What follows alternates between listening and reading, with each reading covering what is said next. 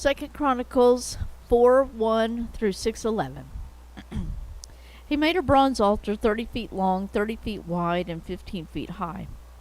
And then he made the cast metal reservoir, 15 feet from brim to brim, perfectly round. It was 7.5 feet high and 45 feet in circumference.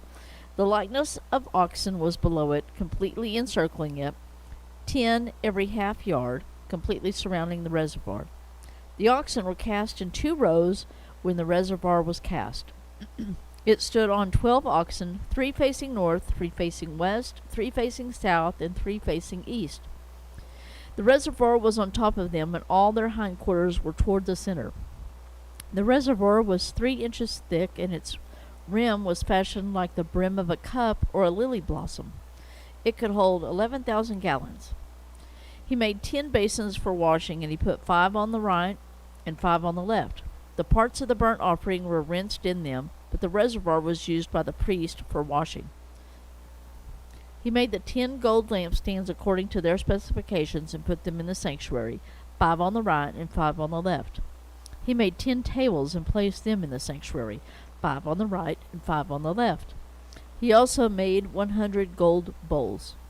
He made the courtyard of the priest and the large court and the doors for the court.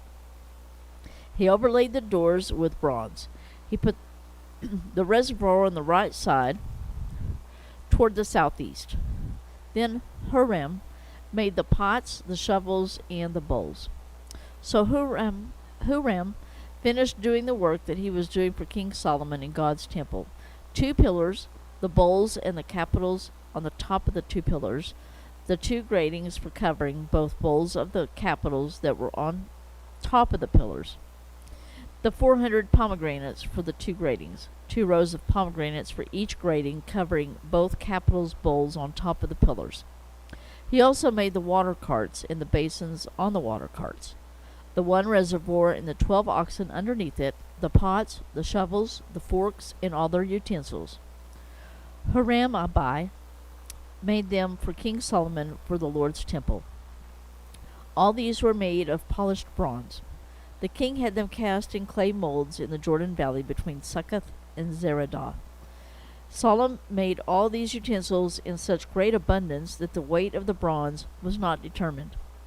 Solomon also made all the equipment in God's temple, the gold altar, the tables on which to put the bread of the presence, the lampstands and their lamps of pure gold to burn in front of the inner sanctuary according to specifications, the flowers, lamps, and gold tongs of purest gold, the wick trimmers, sprinkling basins, ladles and fire pans of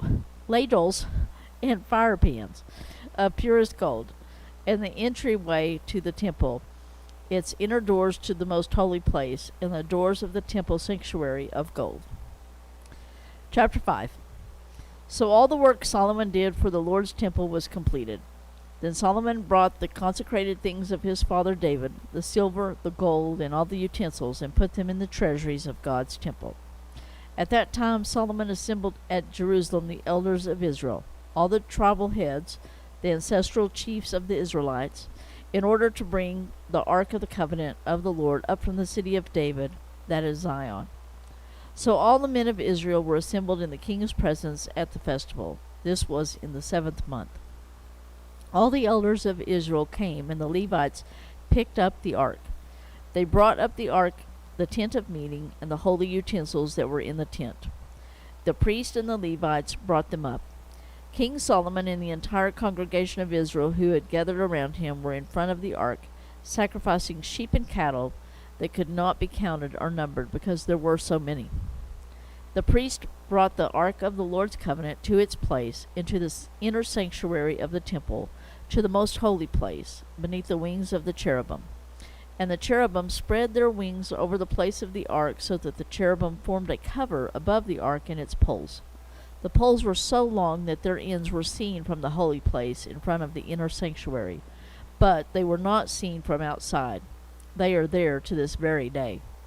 Nothing was in the ark except the two tablets that Moses had put in it at Horeb, where the Lord had made a covenant with the Israelites when they came out of Egypt.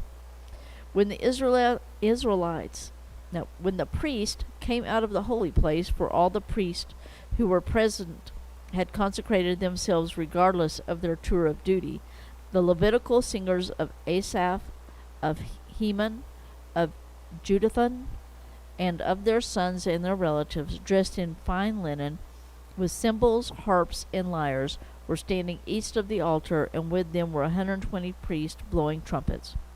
The trumpeters and singers joined together to praise and thank the Lord with one voice. They raised their voices, accompanied by trumpets, cymbals, and musical instruments, in praise to the Lord. For he is good, his faithful love endures forever. The Lord's temple, was filled with a cloud, and because of the cloud the priests were not able to continue ministering, for the glory of the Lord filled God's temple. Chapter 6. Then Solomon said, The Lord said he would dwell in thick darkness, but I have built an exalted temple for you, a place for your residence forever. Then the king turned and blessed the entire congregation of Israel while they were standing. He said, May the Lord God of Israel be praised. He spoke directly to my father David, and he has fulfilled the promise by his power. He said, Since the day I brought my people Israel out of the land of Egypt, I have not chosen a city to build a temple in among any of the tribes of Israel, so that my name would be there. And I have not chosen a man to be ruler over my people Israel. But I have chosen Jerusalem, so that my name will be there, and I have chosen David to be over my people Israel. Now it was in the heart of my father David to build a temple for the name of the Lord God of Israel. However, the Lord said to my father David, Since it was your desire to build a temple for my name, you have done well to have this desire. Yet you are not the one to build the temple, but your son, your own offspring, will build the temple for my name.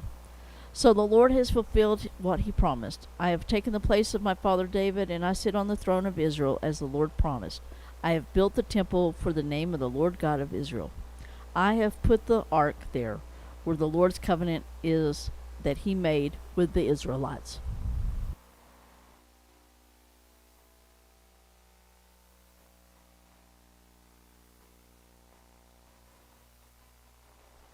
Romans 7, 1 through 13. Since I am speaking to those who understand law, brothers, are you unaware that the law has authority over someone as long as he lives? For example, a married woman is legally bound to her husband while he lives. But if her husband dies, she is released from the law regarding the husband. So then, if she gives herself to another man while her husband is living, she will be called an adulteress. But if her husband dies, she is free from that law. Then if she gives herself to another man, she is not an adulteress. Therefore, my brothers, you also were put to death in relation to the law through the crucified body of the Messiah, so that you may belong to another, to him who was raised from the dead, that we may bear fruit for God. For when we were in the flesh, the sinful passions operated through the law in every part of us, and bore fruit for death. But now we have been released from the law, since we have died to what held us, so that we may serve in the new way of the Spirit, and not in the old letter of the law. What should we say then? Is the law sin? Absolutely not. On the contrary, I would have not known sin if it were not for the law. For example, I would not have known what it is to covet if the law had not said, "Do not covet." And sin, seizing an opportunity through the commandment, produced in me coveting of every kind. For apart from the law, sin is dead. Once I was alive apart from the law, but when the commandment came, sin sprang to life, and I died. The commandment that was meant for life resulted in death for me. For sin, seizing an opportunity through the commandment, deceived me, and through it killed me. So then the law is holy, and the commandment is holy, and just and good. Therefore, did what is good cause my death? Absolutely not. On the contrary, sin, in order to be recognized as sin, was producing death in me through what is good, so that through the commandment sin might become sinful beyond measure.